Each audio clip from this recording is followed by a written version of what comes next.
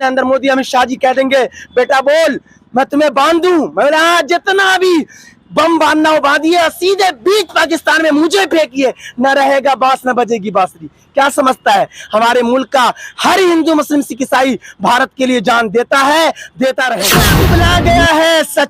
सीमा सचिन तेरी जुदाई में,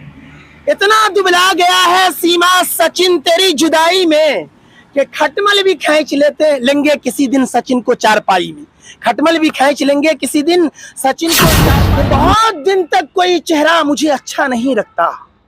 बहुत दिन तक कोई चेहरा मुझे अच्छा नहीं लगता, मताए दीद पर देखने के सामान पर पहरा मुझे अच्छा नहीं लगता, और कनीजों पे भी आ सकता है दिल जिल्ले इलाही का। अरे निजामे इश्क में शजरा खानदान पानदान मजहब ये सब कोई माना नहीं रखता, और इस देश में और दुनिया भर में ऐसी कैसी मिसालें हैं। इसलिए इश्क पर किसी का पैरा कि एक दो जख्म नहीं जिस्म है सारा छलनी, अरे एक दो जख्म नहीं जिस्म है सारा छलनी, दर्द बेचारा परेशान है कहां से उठे। दोस्तों हसीनों से लव कभी न करना, दोस्तों हसीनों से लव कभी न करना, बर्दाश्त कर न पाओगे उनके कोई झटके, है उनमें एसी डीसी दोनों करंट जारी, मरता है कोई हटके मर गया सचिन सटके। और आज का नौजवान तबका चूंकि इश्क का ताल्लुक जब से दुनिया बनी है वो चलता रहता है और चलेगा, उसमें पहरा तरह नहीं, जिसको जो उसके लिए तो भूखा रहता है, कहीं चला आता है तो, और कहीं पे अकेले बिठाता है तो वो सोचता है कहीं ये पुलिस के हवाले कर दे, तो कहता है मैडम आप ही मार लो लेकिन पुलिस के हवाले ना करो, तो ये रुबाई देने जा रहा हूं कि किसी से दिल लगाने में बड़ी तकलीफ होती है, अरे किसी से दिल लगाने में बड़ी तकलीफ होती है, नजर की चोट खाने में बड़ी तकलीफ होती है, तेरे कूचे में ही दो चार पड़ जाते तो अच्छा था, मेरे महबूब थाने में बड़ी तकलीफ होती है, मेरे महबूब थाने में बड़ी सीमा की प्यार इन सोशल मीडिया पर बहुत चर्चा का विषय बना हुआ है। कोई कहता है कि देश की सुरक्षा के साथ खिलवाड़ किया जा रहा है, कोई कहता है कि यह प्यार वाली बात। चलिए हम इसी बात पर बात करने के लिए मेरे साथ मौलवी साहब हैं, हम उन्हीं से बात करेंगे। सचिन और प्यार को किस तरह आप देख सकते हैं? एक तरफ अंजू मेरे देश से पाकिस्तान जाती है और पाकिस्तान से सीमा हैदर भारत आ जाती है, किस तरह देख रहे हैं आप? अभी ये सचिन और हैदर का मामला हमें समझते देश और दुनिया ने देखा है और दुनिया लेवल पर ये न्यूज़ बना हुआ है, इस लिहाज से मैं इसी दोनों पर ज़्यादा बात करूंगा कि हमारे देश की सुरक्षा एजेंसियां जितनी हैं, ये नहीं है कि इनकी कोई तारीफ कर रहा है, बल्कि ये कह रहा है कि सुरक्षा एजेंसियां अगर संतुष्ट हो गया है, मतलब कि अगर तब तारीफ होगी, यानी अगर दोनों में से कोई जासूस निकला, क्योंकि यहाँ का भी कुछ नागरिक मिल करके हमारे मुल्क को तोड़ते रहते हैं, ऐसे लोग हर मजहब में यहाँ भी पाए जाते हैं, कुछ होंगे ऐसा, तो हमारी सुरक्षा एजेंसियां उसे भी नहीं बख्शती है। तो अगर इस मामले में हमारे देश की सारी सुरक्षा एजेंसियां सचिन और सीमा के लिहाज से बिल्कुल संतुष्ट कर लिया जाए, इत्मीनान हो गई है, तब हमारे देश के दानिश्वर तबका, चाहे वो जिस मजहब या जाति का हो, और भारत में इंसानियत को सोचता हो, और देश जो हमारा मुल्क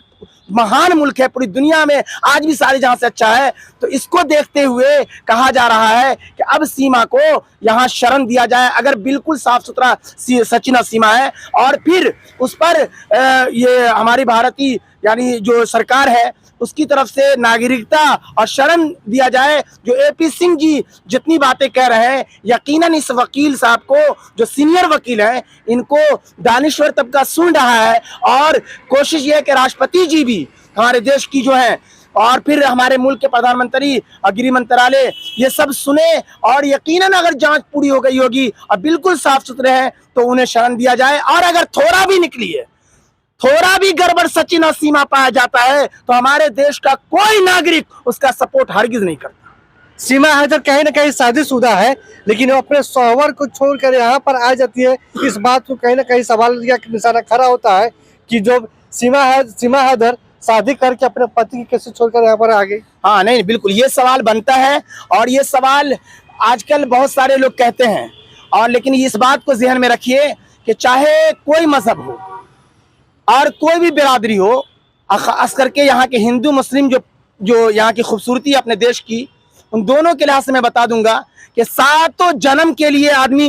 वो सातों फेरा लेते हैं कि सातों जन्म के लिए हम साथ साथ रहेंगे। एक ऐसी मोहब्बत होती है मियाँ बीवी के दरमियान। उसी तरीके से हमारे धर्म में कहा जाता है कि दुनिया बनाने वाले के सिवा के अलावा किसी को सजदा करना होता तो बीवी को हुक्म होता कि अपने शौहर को सजदा करो। तो एक ऐसा पवित्र रिश्ता है, और प्रोफेट मोहम्मद ने कहा कि कामिल तरीन मोमिन वो है जिसके अखलाक अच्छे हों और बीवी बच्चों के हक में वो नरम मिजाज हो। शौहर को भी समझाया गया प्रोफेट मोहम्मद के द्वारा। तो पता ये चला कि कोई भी इसको ये सही नहीं कहेगा, यकीनन सीमा हो या अंजू हो, अंजू जिसकी बीवी पहले थी बीवी उसी की है, और सीमा जिसकी बीवी पहले थी उसी की बीवी। इसमें जो दाल गलाने वाले हर एरिया में बहुत सारे लोग पाए जाते हैं, तो वो याद रखें कि अगर उसके शौहर के अगर आप जद में आएंगे तो यकीनन इस मुल्क में भी ऐसा होगा, तो आपकी खटिया खड़ी कर देगा उसके खानदान वाले और आपको मार के 2 टुकड़े कर देगा। और वाइफ की भी गलती होगी कि यकीनन वाइफ के लिए पूरा इंतजाम करता है खाने पीने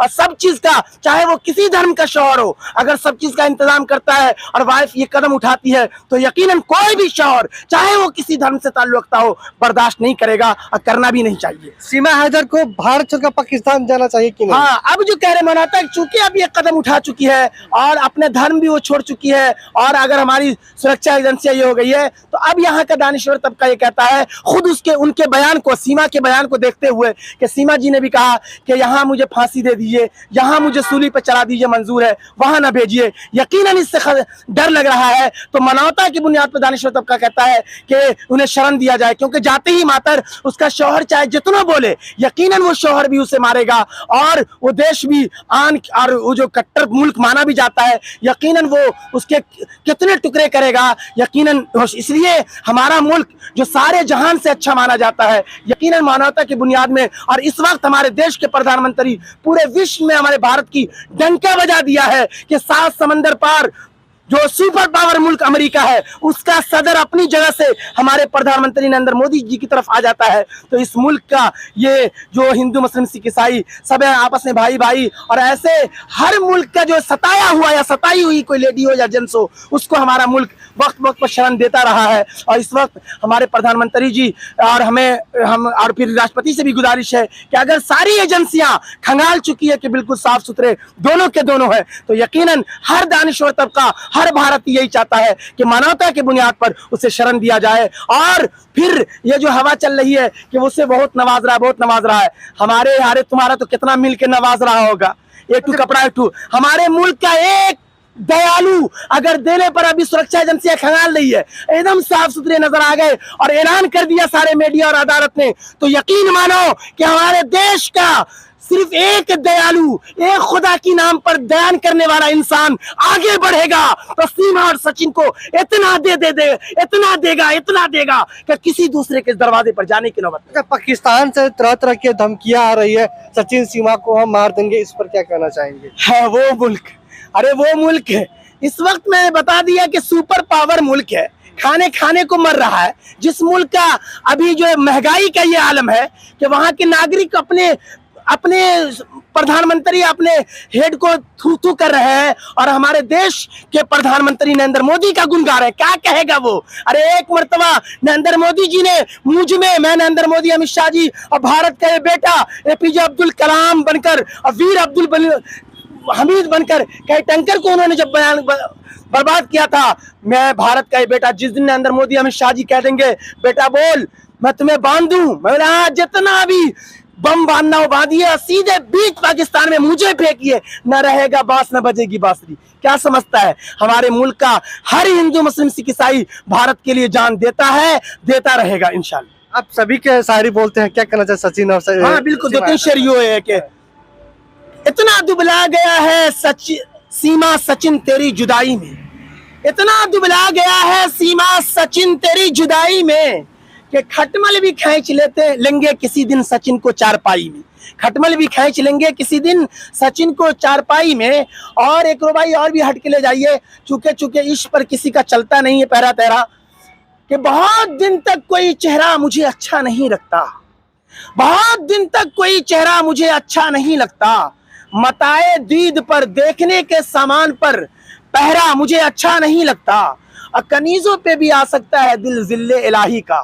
अरे निजाम इश्क में शजरा, खानदान, पानदान, मजहब, ये सब कोई मायना नहीं रखता। और इस देश में और दुनिया भर में ऐसी कैसी मिसालें हैं। इसलिए इश्क पर किसी का पैरा तैरा नहीं चलता है। ये बहुत सारे मैटर इसमें घूम के आते हैं, इसलिए बहुत सारे सवाल सीमा को लेकर के की जाएगी। तो हर सवाल का जवाब अलग अलग अंदाज में होगा। एक शेर अलग से ले जाइए, वो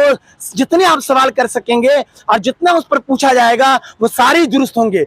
और उसका जवाब देने वाला भी बहुत दानिश्वर चाहिए। तो एक शेर के माध्यम से कि एक दो जख्म नहीं जिस्म है सारा छलनी,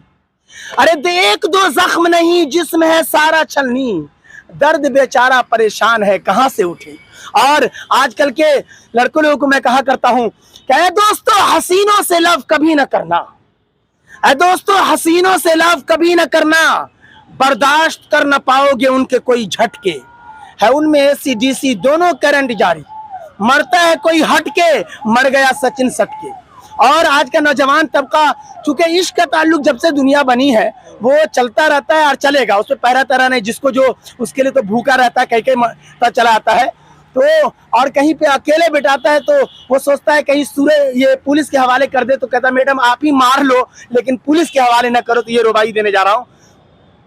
कि किसी से दिल लगाने में बड़ी तकलीफ होती है,